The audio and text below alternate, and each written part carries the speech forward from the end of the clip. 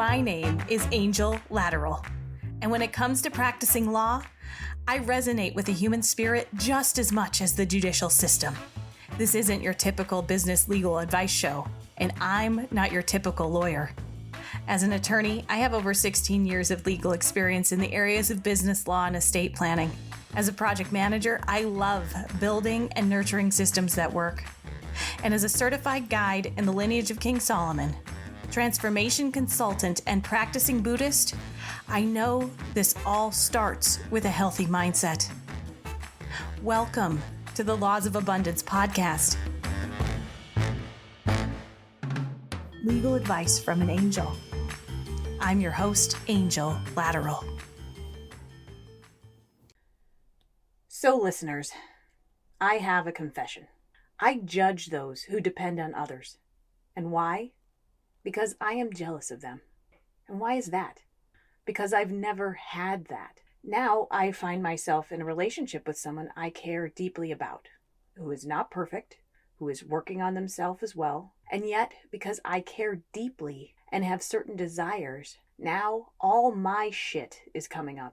Has this ever happened to you? Finally, you're in a loving, stable relationship that is enhancing and growing your life abundantly. But then, oh wait, out of the blue, you feel deeply, deeply triggered. The only difference between a flower and a weed is judgment. Quote from Unknown. My roasted dandelion tea told me this snippet of wisdom this morning. After some serious self-work and soul-searching, because I found myself super triggered by something that actually hadn't happened yet. The key to my calming down was just that. Recognition that what I was triggered by had not happened. I was not experiencing what was happening, but instead I was experiencing a replay of a pattern of something in my past. And in that moment, I vowed to never let it affect my future again. You see, I've got a lot of inner child wounding. My father left my family when I was very young. I have no memory of him ever being in a family with my mom and me and my sister.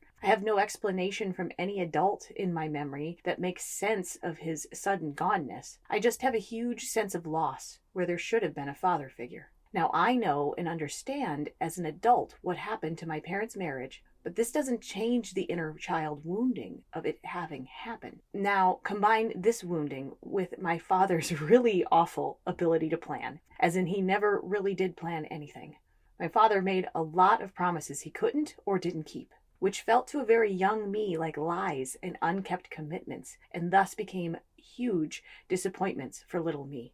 Combine this with being raised in part by my grandmother, a very sick, chronic alcoholic who drank herself to death, and her less than emotionally available and abusive husband, my grandfather. I got ear and eyefuls of anger, toxicity, conflict, and drama, and no models for productive relationships. And I was left out in the cold in the soft, warm nourishment and support arena. I learned very young the only person I could depend on was myself, and to brace myself for disappointment and people's rage and anger because it was inevitable. Best I could do was make myself small, quiet, unnoticed, keep my head down, follow the rules to access support through achievement. And maybe, if I achieved enough, someone would give me positive attention. I learned to replace joy and love with achievement and productivity. I learned I had to earn love because I never got it unconditionally. I learned don't state your needs, don't demand anything, don't depend on anyone.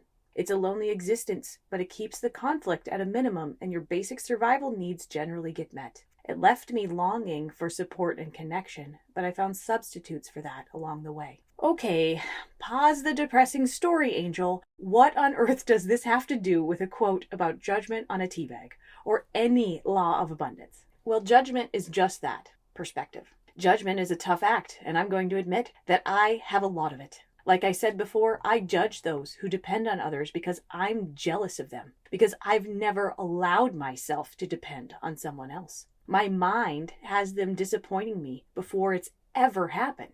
My mind has me wanting to react, project, push away, run away before the disappointing event in reaction to the not current present, but the disappointment of the past, so that the disappointing event doesn't happen to me again. But if I do what my mind wants me to do, I've then created conditions that guarantee a repetition of the past and that make a cause for it to be in my future. The answer: step back and ask, what am I actually reacting to? Is it real? Did I make it up? What is the big hairy bear that wants to eat me? I knew last night in the moment to not react to the trigger. I leaned in to the intentional conversation. I didn't get the response I wanted or expected, mind me, that is. So I paused, I reframed, and recognized I was still reacting to something not there. I was judging myself. I was creating things that were not said. Then I was able to name it. Disappointment bear. It is a big, ugly one I do not like facing. I've self-medicated. I've stayed in unhappy jobs, in unhappy or unfulfilling relationships, because staying allowed me to not experience it. Disappointment bear. But disappointment bear is now looming in front of me like a giant picnic of repetition, and I'm starving. Hey, boo-boo. Yet, I have breaks. I have tools. I can meditate and identify the name of the bear, the fear, the trauma, the damage, the baggage. I don't have to give into it and repeat the pattern.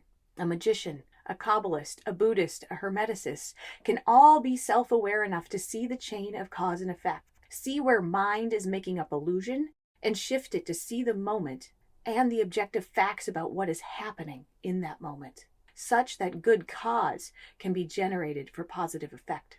A trigger is a space for learning if it can be examined, versus giving into it and starting another cycle and putting that past into your future. If you start to feel something scary, first think, are you responding to something longer than 15 seconds? And if you are still responding at 5 minutes, 15 minutes, or an hour of trigger, you're generating a pattern that puts the thing that you're reacting to into your future. Also, after the first 15 seconds, you know if it doesn't pass through you, that you are reacting to something from your past that you need to clear very badly. And you are not reacting to what is actually happening in front of you right now. In my case, I was literally reacting to nothing. Nothing had happened yet, or did. But man, my mind was so certain it had or would. Anyway, this 15-second rule is a diagnostic tool that you can use. If you use it, it can help you break out of some serious stuff and clear it up for you. I'm currently in a King Solomon healing series known as Mind Region. This series is deeply Kabbalistic, and that we're finding ways to peel away the masks one wears. To find these places where I'm still in survival mode and transform them to be my most authentic self, 100% of the time, truly living my purpose, which is helping others find their purpose and joy in life. So it's no wonder stuff is coming up for me as I'm committed to doing this work and being an example for others. So now I've got to look at the masks I wear and why I wear them. And two big ones for me: disappointment and judgment. Judgment protects me from the disappointment bear. I judge myself, others. I don't have to face situations where I could be disappointed again. I can preemptively judge situations to such an extent as to completely avoid them and live a very unfulfilled life. But it will save me from the disappointment bear. Telling you all this is not easy for me. In fact, in my past, I would have gladly lit myself on fire, or whatever analogy you want to use, if anyone suggested an activity where sharing my triggers was on the menu. But I have evolved, and it's helped my life tremendously. So today I share with you my process. And why? I have to learn to be vulnerable for my own progression. I have to tell myself the truth about what is really going on in my life if I'm ever going to have healthy, productive, intentional communication with myself and in relationship with others. Me doing this out loud and publicly is modeling a useful diagnostic tool for you all.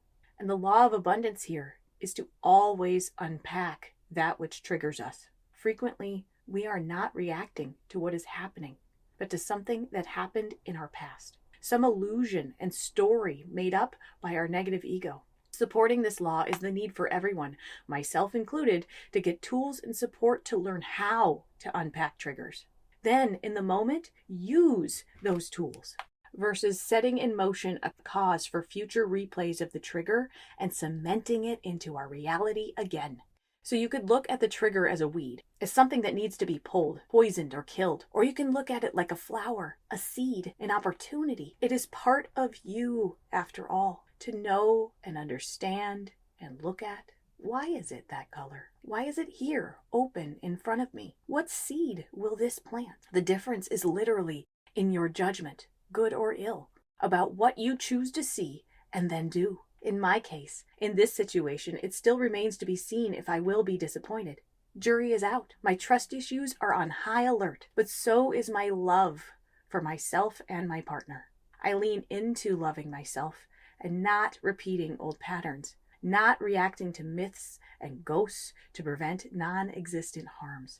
It is highly likely that by approaching things this way, that I'll actually find the support I crave to come from another, because I'll be honest, vulnerable, and available, open to receive it, instead of guarded, shut down, closed off, and on the offense to create the best defense. Ultimately, the love, support, and compassion I need comes from within, and the forgiveness of myself for sins I never committed. Little me did nothing wrong to make adults act the way they did around me. It had nothing to do with me. They were dealing with their own shit.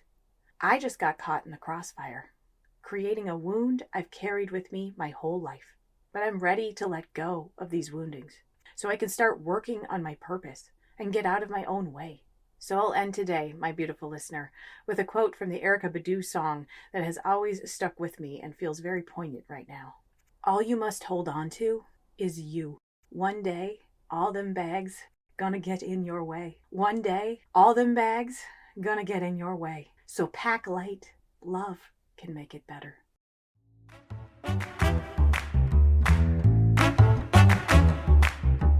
Thank you for allowing me to help you prosper. If you like this podcast, please review and subscribe. You can find out more about me at latterell.com/Laws of Abundance podcast. I'm your host, Angel Latterell, and I can help with that.